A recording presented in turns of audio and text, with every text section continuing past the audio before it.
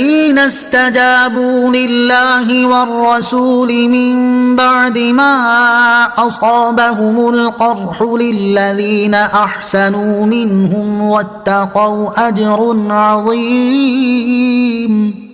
ترجمہ، وہ لوگ جو اللہ اور رسول کے بلانے پر زخمی ہونے کے باوجود فوراً حاضر ہو گئے، ان نیک بندوں اور پرہیزگاروں کے لیے بڑا ثواب ہے۔ الذین استجابوا للہ والرسول، وہ لوگ جو اللہ اور رسول کے بلانے پر حاضر ہو گئے۔ شان نزول، جنگ احد سے فارغ ہونے کے بعد ابو سفیان اپنے ہمراہیوں کے ساتھ روحہ نامی جگہ پہنچا تو انہیں افسوس ہوا کہ وہ واپس کیوں آ گئے، مسلمانوں کا بالکل خاتمہ ہی کیوں نہ کر دیا۔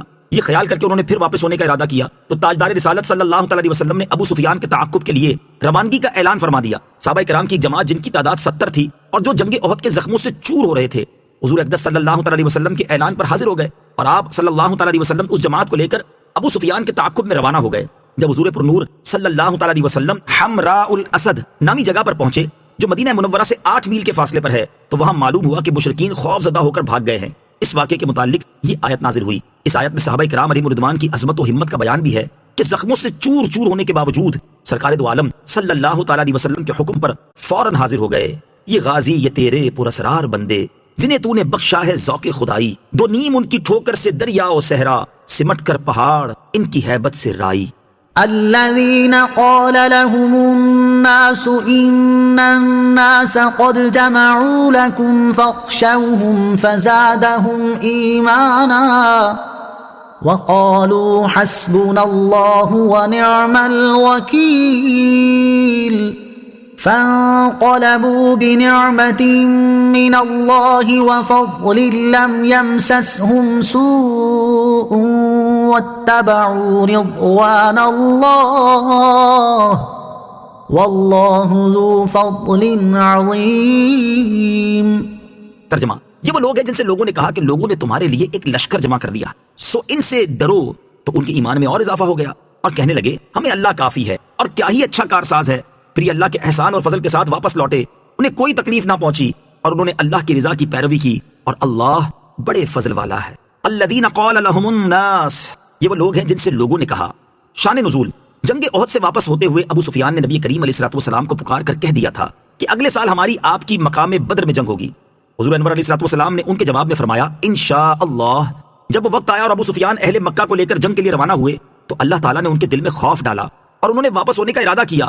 اس موقع پر ابو سفیان کی نعیم بن مسعود سے ملاقات ہوئی جو عمرہ کرنے آیا تھا۔ ابو سفیان نے اسے کہا کہ اے نعیم، اس زمانے میں میری لڑائی مقام بدر میں محمد مصطفیٰ صلی اللہ تعالی وسلم کے ساتھ طے ہو چکی ہے اور اس وقت مجھے مناسب یہ معلوم ہوتا ہے کہ میں جنگ میں نہ جاؤں بلکہ واپس چلا جاؤں، لہٰذا تم مدینے جاؤ اور حکمت و تدبیر کے ساتھ مسلمانوں کو میدان جنگ میں جانے سے روک دو، اس کے عوض میں تجھے 10 اونٹ دوں گا۔ نعیم نے مدینہ پہنچ کر دیکھا کہ مسلمان جنگ کی تیاری کر رہے ہیں۔ یہ دیکھ کر ان سے کہنے لگا کہ تم جنگ کے لیے جانا چاہتے ہو، اہل مکہ نے تمہارے لیے بڑے لشکر جمع کیے ہیں، خدا کی قسم تم میں سے ایک بھی سلامت واپس نہ آئے گا۔ حضور اقدس صلی اللہ تعالی وسلم نے فرمایا خدا کی قسم میں ضرور جاؤں گا چاہے میرے ساتھ کوئی بھی نہ ہو۔ چنانچہ حضور علیہ الصلوۃ والسلام 70 صحابہ کرام رضی اللہ تعالی عنہم کو ساتھ لے کر حسبنا اللہ ونعم الوکیل پڑھتے ہوئے روانہ ہوئے اور بدر میں پہنچے۔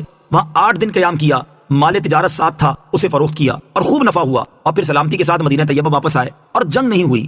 چونکہ ابو سفیان اور اہل مکہ خوفزدہ ہو کر مکہ مکرمہ کو واپس ہو گئے تھے، اس واقعے کے متعلق یہ آیت اور اس کے بعد والی آیت نازل ہوئی۔ اس واقعے کو بدر صغریٰ کا واقعہ کہتے ہیں۔ اس واقعے سے بھی صحابہ کرام کی عظمت واضح ہوتی ہے کہ جب انہیں کافروں کے بڑے بڑے لشکروں سے ڈرایا جا رہا ہے تو بجائے ڈرنے اور بزدلی دکھانے کے ان کی ہمت اور جمع مردی اور بڑھ جاتی ہے، ان کے ایمان میں اضافہ ہو جاتا ہے، ان کی زبانوں پر ایک ہی وظیفہ جاری ہوتا ہے کہ ہمیں اللہ عز و جل کافی ہے اور وہی سب سے اچھا کارساز ہے۔ کافر ہے تو شمشیر پہ کرتا ہے بھروسہ، کافر ہے تو شمشیر پہ کرتا ہے بھروسہ، مومن ہے تو بے تیغ بھی لڑتا ہے سپاہی۔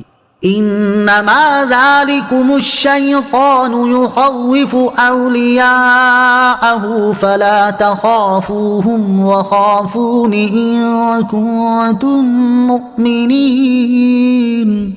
ترجمہ، بے شک وہ تو شیطان ہی ہے جو اپنے دوستوں سے ڈراتا ہے، تو تم ان سے نہ ڈرو اور مجھ سے ڈرو اگر تم ایمان والے ہو۔ انما ذالکم الشیطان، بے شک وہ تو شیطان ہی ہے۔ یہاں پچھلے واقعے ہی کا بیان ہے کہ وہ تو شیطان ہے جو مسلمانوں کو مشرکین کی کثرت سے ڈراتا ہے، جیسا کہ نعیم بن مسعود نے کیا کہ وہ اپنے دوستوں سے ڈراتا ہے، لیکن اللہ تعالیٰ تمہیں حکم دیتا ہے کہ ان منافقین اور مشرکین کا خوف نہ کرو جو شیطان کے دوست ہیں، بلکہ صرف اللہ تعالیٰ سے ڈرو، کیونکہ ایمان کا تقاضا ہی یہ ہے کہ بندے کو خدا کا خوف ہو، اور جب یہ خوف پیدا ہو جاتا ہے تو پھر کسی دوسرے کا خوف باقی نہیں رہتا۔ اس آیت مبارکہ سے پتہ چلا کہ مسلمانوں کو کافروں سے ڈرانا، مسلمانوں کے حوصلے پست کرنا، ان کے سامنے کافروں کی طاقت کو بڑا چڑھا کر پیش کرنا تاکہ مسلمان ہمت ہار بیٹھیں اور کفار سے مقابلے کا نام تک نہ لیں، یہ سب حرکتیں کفار و منافقین کی ہیں. ایسے لوگوں کی ہمارے زمانے میں کمی نہیں جنہیں مسلمانوں کو تو ہمت و حوصلہ دینے کی توفیق نہیں، لیکن وہ کفار کی طاقت کو ایسا بڑا چڑھا کر پیش کریں گے کہ مسلمان ان سے مقابلے کا نام لینے سے بھی گھبرائیں. اخبار وغیرہ کا مطالعہ کرنے والوں سے یہ بات پوشیدہ نہیں.